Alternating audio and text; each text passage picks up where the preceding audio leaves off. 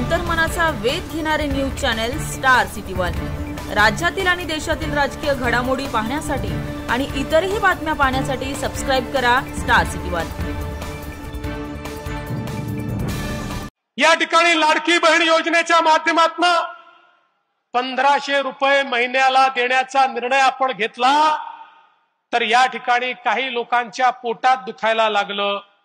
कुणी म्हणालं तुम्ही महिलांना विकत घेता का, कुणी म्हणालं तुम्ही महिलांना लाच देता का।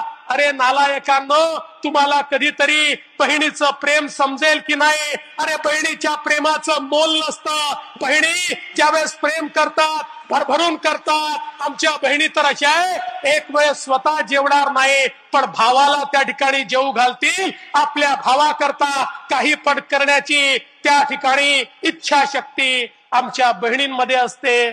त्यामुळे हे 1500 रुपयामध्ये बहिणींचं प्रेम कोणीच विकत घेऊ शकत नाही।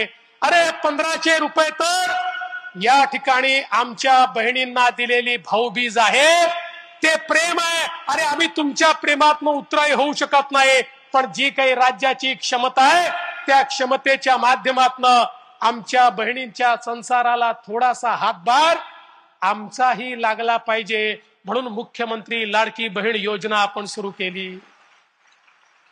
परवा एक नेते म्हणाले 1500 रुपयामध्ये काय होतं। माझा त्यांना सवाल आहे, तुम्हाला संधी मिळाली होती, फुटकी कवडी पण तुम्ही आमच्या माता भगिनींना दिली नाही। आता आम्ही 1500 रुपये देतो, तुमच्या पोटात का दुखताय। भगिनींनो, या सावत्र भावांपासून तुम्हाला सावधान राहावं लागेल, ज्यांना तुम्हाला मिळणारे 1500 रुपये पचत नाही आहे।